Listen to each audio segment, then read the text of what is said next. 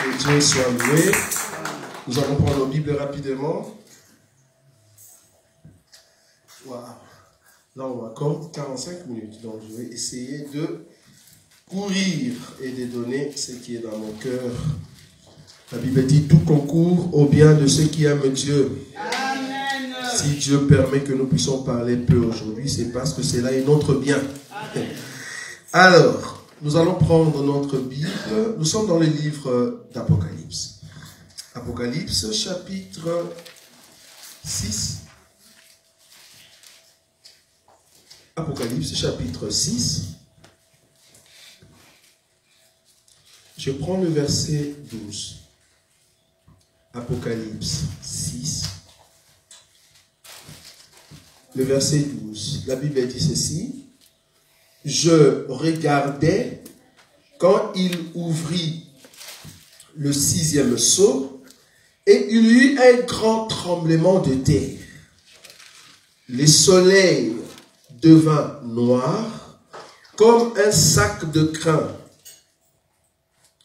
La lune entière devint comme du sang et les étoiles du ciel tombèrent sur la terre comme de figues verte d'un figuier secoué par un vent violent.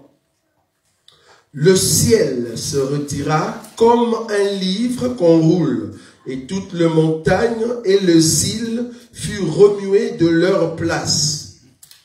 Le roi de la terre, les grands, le chef militaire, le riche, le puissant, tous les esclaves et les hommes libres se cachèrent dans les cavernes et dans le rocher de montagne.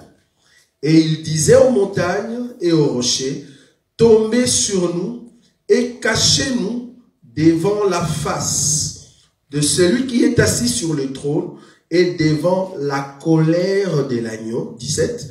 Car les grands jours de sa colère est venu et qui peut résister ou subsister? Ça va?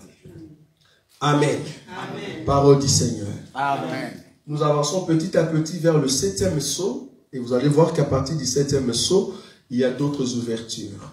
Alors, aujourd'hui, nous allons parler ou débuter au fait cet enseignement de 6e sceau.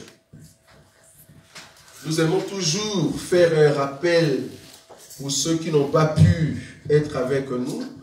Mais aujourd'hui, nous ne serons pas en tout cas longs.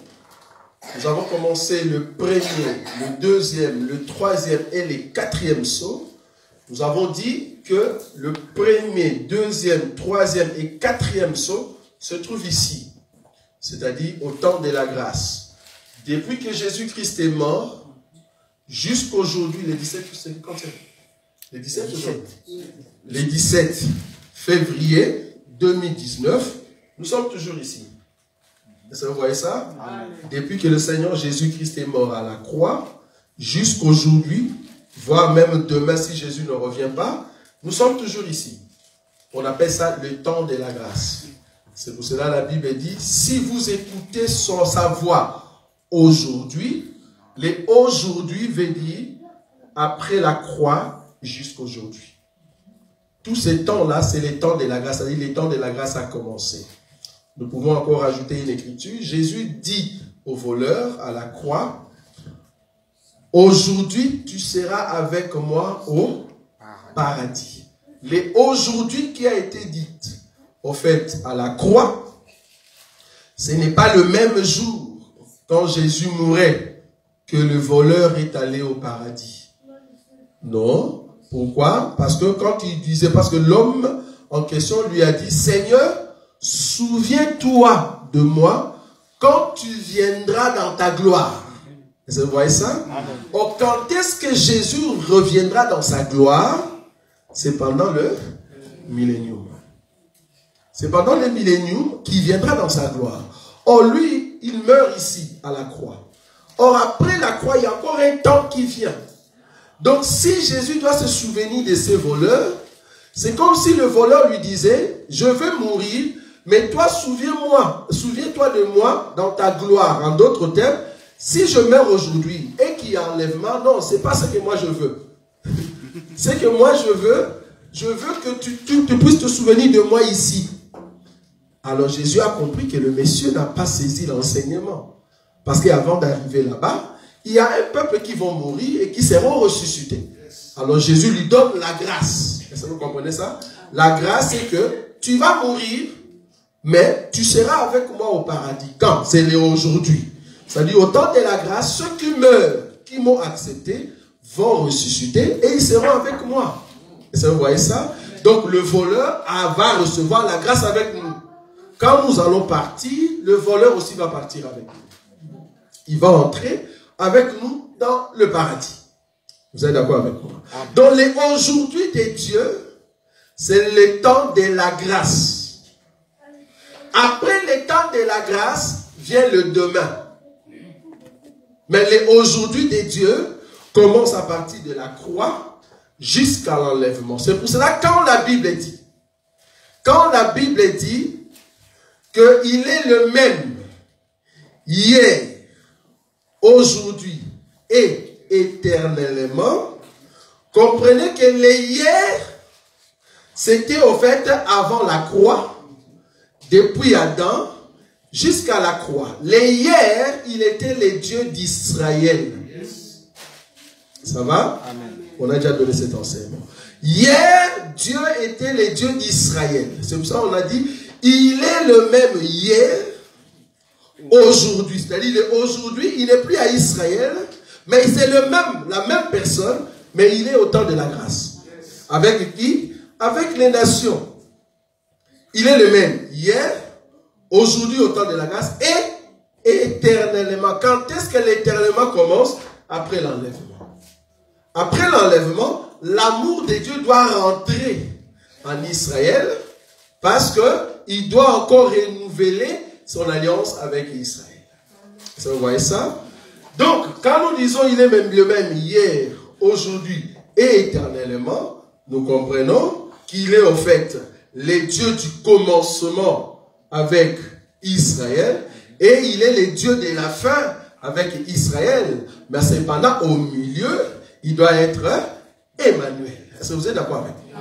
Donc, il est Emmanuel au milieu, mais c'est lui le même au temps du commencement et à la fin. Donc, nous comprenons, il est Alpha pour Israël et Oméga pour Israël. Mais pour nous, il est Emmanuel. Est-ce que vous voyez ça? Donc, Emmanuel, ça veut dire le aujourd'hui. Le Alpha veut dire le commencement. Le Oméga, il va finir ici. Maintenant, l'enseignement de 6e sceau concerne Dieu dans l'Oméga. Parce que vous allez remarquer que le Alpha, il va venir maintenant à la croix pour terminer, donner au fait l'essence des Alpha. Comme Israël avait rejeté, maintenant il devient Emmanuel, il vient ici à Bruxelles. Jusqu'à présent, il n'est pas encore sorti de Bruxelles. À Jérusalem, on le cherche. En tout cas, je parle par rapport aux Juifs, pas par rapport à ceux qui le cherchent réellement. On le cherche là-bas, il n'est plus. Parce qu'il marche comme Emmanuel, c'est lui qui est simple au milieu du peuple. Il est avec nous. Mais après l'enlèvement, c'est là-bas que commencent des choses. Nous avons dit le dimanche passé que le 5e sceau va commencer en fait après l'enlèvement. Le 6e sceau, c'est aussi après l'enlèvement. Pourquoi? Parce qu'il y a des éléments très importants qu'on nous a dit. Regardez d'abord Apocalypse 6, là où nous étions le dimanche passé. On nous a dit ceci, le verset 10. Parce que c'est là-bas que commence le 6e sceau. On nous dit ceci, le verset 10. Je commence à partir du verset 9. Quand il ouvrit le 5e sceau, j'ai vu sous l'autel les âmes de ceux qui avaient été immolés. À cause de la parole de Dieu et à cause du témoignage qu'ils avaient rendu. Ils crièrent d'une voix forte en disant, jusqu'à quand, Maître saint et véritable, tarderas-tu à juger et à tirer vengeance de notre quoi? De notre sang sur les habitants de la terre. Nous avons dit que le 5e sceau, les âmes qu'on est en train de voir, n'est rien d'autre que la Vierge folle. et une partie de 144 000 qu'on était en train de tuer. Pourquoi? Parce que les âmes sous l'autel, ce n'est pas l'autel des parfums, comme nous avons dit le dimanche, mais c'est plutôt l'autel d'Holocauste. Parce que c'est là-bas qu'on doit immoler les animaux. Donc du coup, la Vierge folle qui avait profité de l'huile, en tout cas pour ceux qui n'étaient pas là, veuillez voir notre enseignement de dimanche passé, qui ont pris l'huile en fait auprès de l'olive qui a été broyée à la croix. Elles vont prendre cette huile et la mener où? La mener dans le lieu saint, là où se trouve le chandelier et l'autel de parfum aussi, le pain de proposition. Mais malheureusement, là-bas, leur huile s'éteignait. La Bible dit, leur huile s'éteignait. Alors c'est comme ça qu'elles vont sortir, d'où? Du lieu saint, et aller chercher l'huile. Mais malheureusement, en sortant, elles sont parties dans le parvis. Or, qui dit parvis? Ça veut dire Égypte. Égypte, ça veut dire monde. Donc, il y a une partie de l'église qui va perdre l'huile. Qui va perdre l'huile? L'onction, l'enseignement. La Bible dit, l'onction que vous avez reçue vous enseigne toutes choses. Donc, il y a une partie de l'église qu'on appelle la Vierge folle, va perdre. Et surtout, sa lampe. La Bible dit, diminuer. L'huile diminuer. En d'autres termes, ça ne donnait plus la lumière. Or, la seule chose qui peut nous donner la lumière, c'est l'enseignement. Quand vous avez l'enseignement, vous éclairez. Parce que l'enseignement, c'est la vérité. Amen. Vous allez mettre en pratique la parole de Dieu dans un monde rempli de mensonges. Maintenant, c'est à vous de mettre en pratique cette parole. Plus vous mettez en pratique cette parole, vous respectez la Bible, vous respectez la parole de notre Seigneur, vous brillez. Amen. Mais si vous ne respectez pas, vous choisissez ce qu'il faut prendre et ce qu'il ne faut pas prendre, vous donnez en fait des explications comme vous voulez, c'est en fait de diminuer la lumière. Vous voyez ça? Amen. Et c'est comme ça que ça va diminuer petit à petit et elles vont sortir pour aller dehors. Arriver dehors croyant qu'elles devaient recevoir l'enseignement, mais dehors il n'y a plus d'enseignement à cette époque-là. Et la porte va être fermée, selon Matthieu chapitre 25. Quand elles sont venues, ils ont dit, mais Seigneur, ouvre-nous. Ben, nous sommes venus parce qu'on était ensemble avec les autres. Le Seigneur dit, je ne vous connais pas. Je ne vous connais pas par rapport à l'enlèvement, parce que l'enlèvement a déjà eu lieu. Donc, la Vierge folle ne va pas entrer. Mais cependant, comme elle a hanté l'enlèvement, donc elle vient ici. Vous êtes d'accord avec moi? Parce que ici, c'est le temps de la grâce. Ceux qui ratent le temps de la grâce pour aller en enlèvement vont venir ici. Or, en venant ici, c'est le dernier jour, ou bien la dernière semaine que Dieu a donnée pour son peuple. Or, pour la dernière semaine, ça ne concerne pas les nations. Aujourd'hui, Dieu est Emmanuel dans les nations. Dieu ne regarde pas Israël. C'est ça la grâce. Mais demain, Dieu ne va plus regarder les nations. Pourquoi? Parce que le temps des nations va finir après l'enlèvement. Ceux qui ont reçu l'enseignement, c'est seulement cet enseignement que tu vas garder. Il n'y aura plus d'enseignement. Bon, il y aura des hommes de Dieu qui vont commencer à prêcher. Vous êtes d'accord avec moi? Mais tellement que le mal va s'accroître, sera cru. Alors les gens, au lieu de prêcher la sainte doctrine, ne prêcheront plus la sainte doctrine. Ils vont commencer à mélanger la nourriture avec d'autres choses. Du coup, ça ne sera plus la vérité.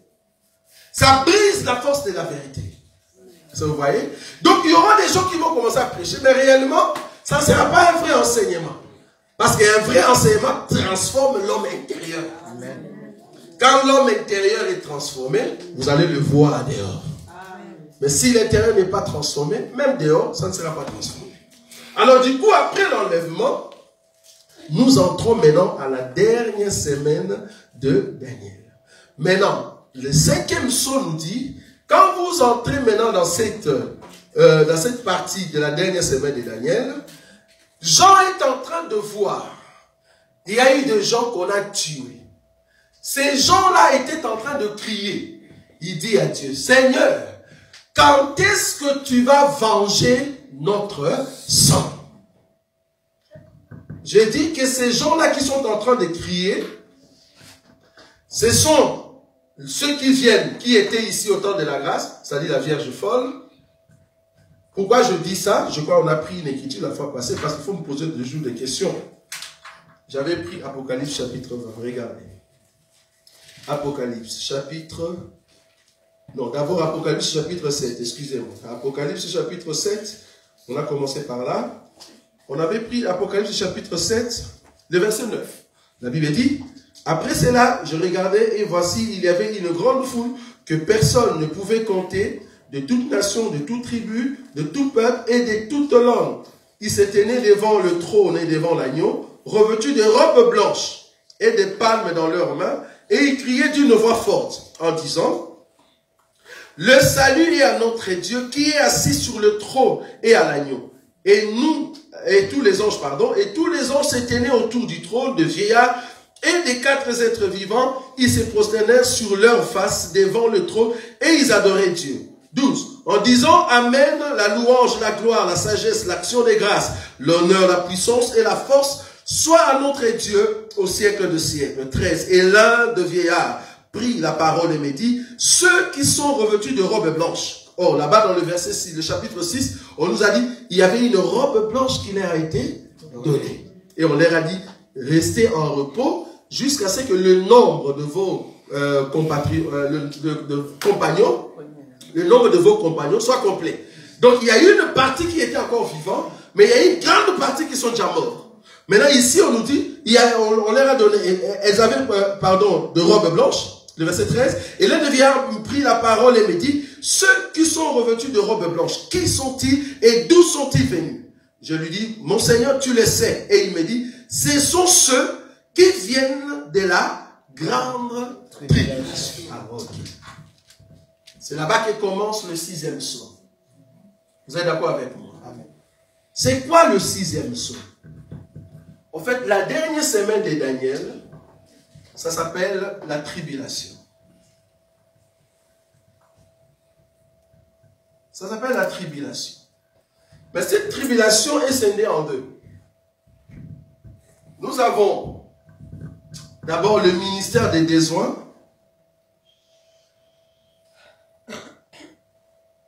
Le ministère de besoins.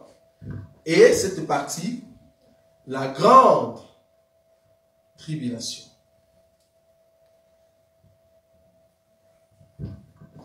Ça aussi, c'est une tribulation, mais vous allez comprendre pourquoi je dis d'abord le ministère des besoins. La dernière semaine de Daniel est divisée en 3 ans et demi. 3 ans et demi, je vous ai dit le dimanche, c'est aussi 42 mois. Vous êtes d'accord avec moi? Amen. C'est aussi 1260 jours. Ça va? C'est aussi un temps, 2 temps et la moitié du temps. Pourquoi j'écris ces choses? C'est parce que vous allez comprendre que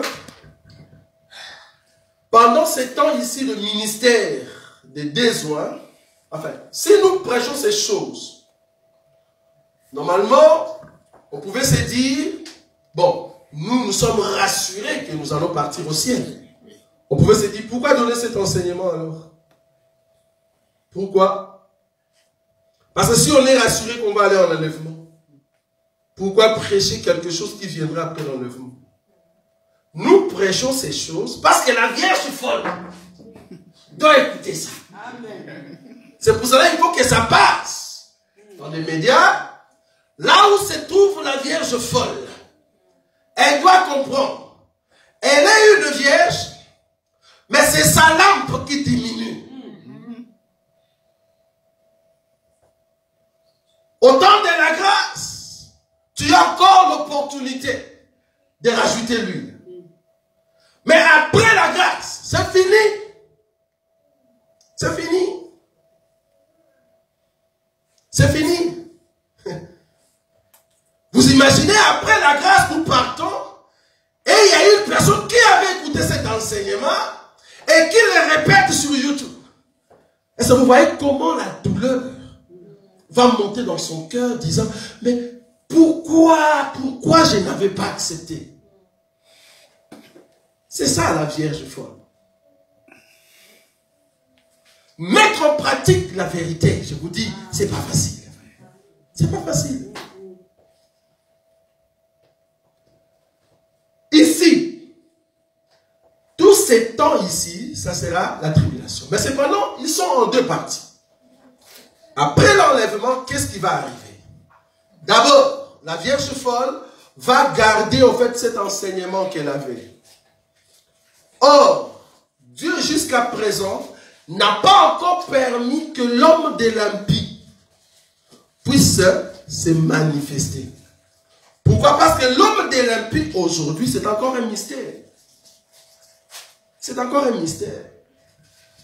Quand on dit mystère, il est encore dans des esprits. Mais ces esprits-là, ou cet esprit-là, n'a pas encore pris la chair, afin de se dire, voilà, c'est moi. De la même manière, parce que le diable n'est copié que le Seigneur. De la même manière, depuis Adam, jusqu'à Jean-Baptiste, selon 1 Pierre chapitre 1, le verset 10 à 12, que tous les prophètes, ils prophétisaient ayant l'esprit de Christ. Mais quand Jésus est venu, l'esprit de Christ a pris son propre corps. De la même manière, les diables aussi. Maintenant, nous avons des esprits des antéchrists, mais il y a un temps qui arrive après l'enlèvement, l'esprit là va prendre un corps, un homme, et il va se présenter sur la terre. Enfin, de se dire, voilà, c'est moi le fils du diable. Et il va faire des miracles extraordinaires. Parce que pour le moment, c'est juste des esprits.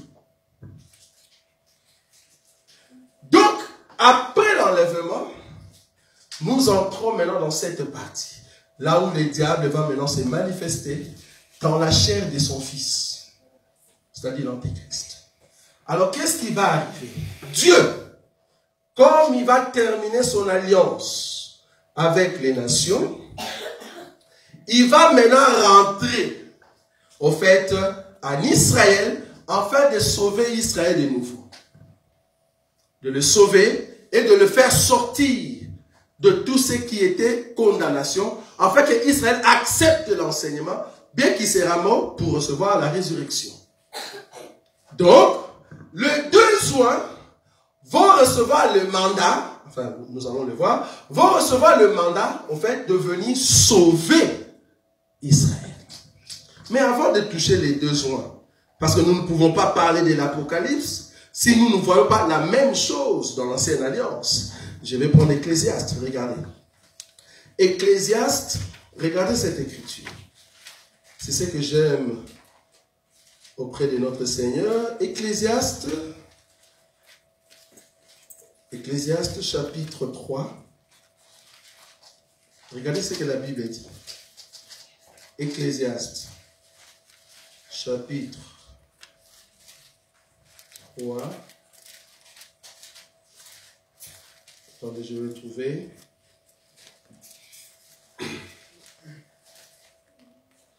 Je prends le verset 19.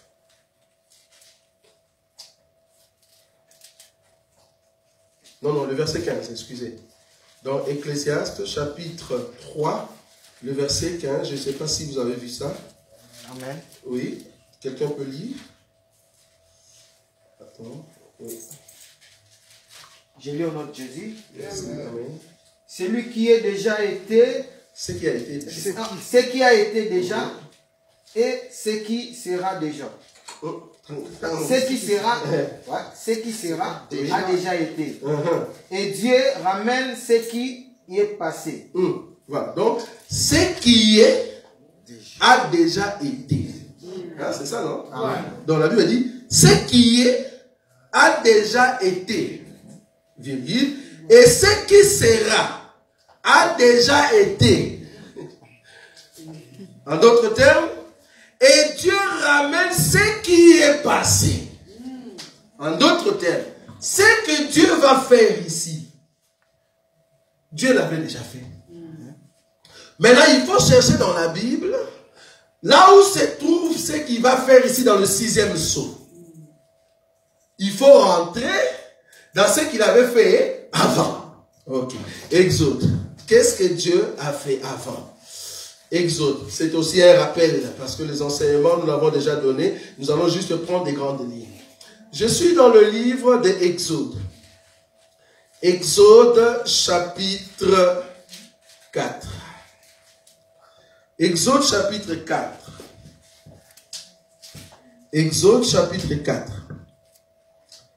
Je prends le premier verset. Moïse répondit et dit, voici, ils ne me croiront point, ils n'écouteront point ma voix, mais ils diront, l'Éternel n'était point apparu. En tout cas, je ne veux pas être très vite avec le 6e sceau et le 7e sceau, parce que ça cache beaucoup de choses avant d'arriver au millénium. Donc vous allez remarquer que l'enseignement va se baser entre la dernière semaine de Daniel et aussi le châtiment des couples, avant le retour du Seigneur lors de la guerre d'Armageddon. Très important. La Bible dit ceci. Moïse répondit et dit, voici, ils ne me croiront point, et ils ne m'écouteront point, n'écouteront point ma voix. Mais ils diront, l'Éternel n'était point apparu. L'Éternel lui dit, qu'y a-t-il dans ta main? Vous voyez ça? Amen. Qu'y a-t-il dans ta main? Une verge. L'Éternel dit, jette-la par terre. Vous avez vu ça? Amen. Jette-la par terre. Il la jeta par terre et elle devint un serpent. Moïse fouillait devant lui, c'est-à-dire devant le serpent. Vous êtes d'accord avec moi? Amen. L'Éternel dit à Moïse, étends ta main et saisis-le par la queue. Il étendit la main et le saisit. Et le serpent redevient une verge dans sa main. Le verset 5. Cela dit l'Éternel, c'est que tu feras, afin qu'ils croient que l'Éternel, les dieux de leur père, t'est apparu. Les dieux d'Abraham, les dieux d'Isaac et les dieux de Jacob. 6.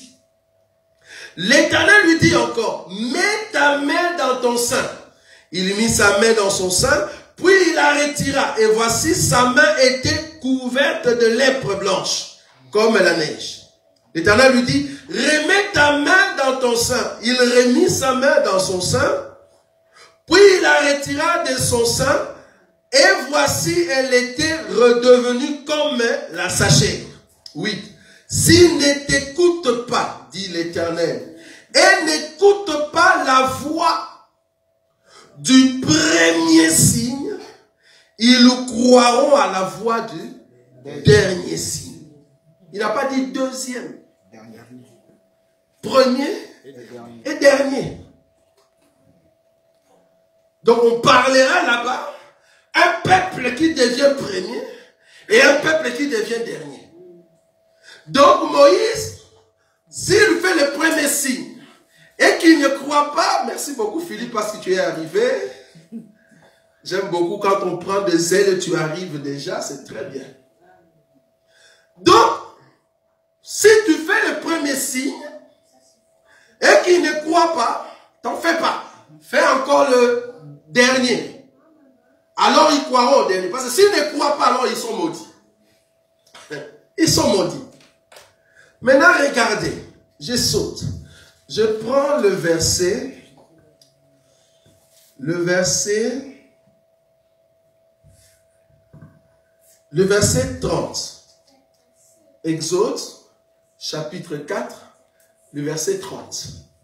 La Bible dit ceci. Aaron rapporta toutes les paroles que l'Éternel avait dites à Moïse et il exécuta quoi? Son futur. Pardon, au pluriel. Vous êtes d'accord avec moi? Parce que j'aime quand vous avez vos Bibles. Comme ça, vous êtes rassurés. Le verset 30. Aaron rapporta toutes les paroles que l'Éternel avait dites à Moïse et il exécuta les signes aux yeux du peuple. Le peuple crut. Il apprit que l'Éternel avait visité les enfants d'Israël, qui avaient vu leur souffrance, et ils s'inclinèrent et se prosternèrent. Vous êtes d'accord avec moi? Amen. Pour que le peuple puisse prosterner, adorer Dieu, la Bible dit, Aaron a fait les signes. En d'autres termes, les deux signes. Donc, il a fait le premier. Est-ce que vous voyez ça? Amen. Il a fait le premier signe. Oh, c'était quoi? Que les serpents. C'était d'abord la verge entre les mains de Moïse. Aaron va jeter. Le serpent devient, pardon, la verge devient un serpent. Et Moïse doit fuir. C'est ce qu'il est en train de raconter. J'ai fouillé. Et après, Dieu m'a dit, prends-le par la queue. C'est comme ça qu'il va prendre par la queue. Et le serpent redevient la verge. Ça, c'était le premier signe. Deuxième signe. Ta main, mets-le sur ton sein. Quand tu le fais sortir, ou tu l'as fait sortir, ça devient la lèpre blanche. Comme de la neige. Après, tu remets. Et après cela, la main redevient normale. Deux signes. Et la Bible dit, Israël a cru au deuxième signe. Parce que le Seigneur avait dit, s'ils ne croient pas au premier, ils vont croire au dernier. Ah, donc Israël, au premier, il n'a pas cru. Amen. Le premier signe, Israël n'a pas cru. Mais le deuxième signe, ils vont croire. Amen. Est-ce que vous voyez ça? Amen. Maintenant, qui ont cru au premier signe? Parce que Israël n'a pas cru au premier. Mais qui ont cru au premier signe? La Bible dit, je crois que c'est le chapitre 6 ou chapitre 7, toujours d'Exode. Dieu maintenant va dire à Moïse, toi et Aaron, vous deux, allez tout droit dans la maison des pharaons. Si on vous demande un miracle, le seul miracle que vous allez faire chez Pharaon, pas deux, un miracle, ça sera quoi? Prends la verge, jette sur terre. J'ai bien dit que c'est une répétition. Nous croyons que la répétition peut toujours aider quelqu'un. Très important. Prends la verge, jette sur terre. Parce qu'à partir de là, nous allons comprendre le sixième son. Alors, ils sont arrivés devant Pharaon. Ils ont pris la verge et ils ont jeté. La Bible dit, la verge d'Aaron ou de Moïse est redevenue un serpent. Ou est devenue un serpent. Et les serpents étaient en tout cas dans la cour de Pharaon. Pharaon va appeler ces magiciens qui avaient aussi des verges. Qui avaient aussi des verges. Et eux aussi, ils ont dit, ah ben c'est facile ce que tu as fait. Nous aussi, nous pouvons le faire.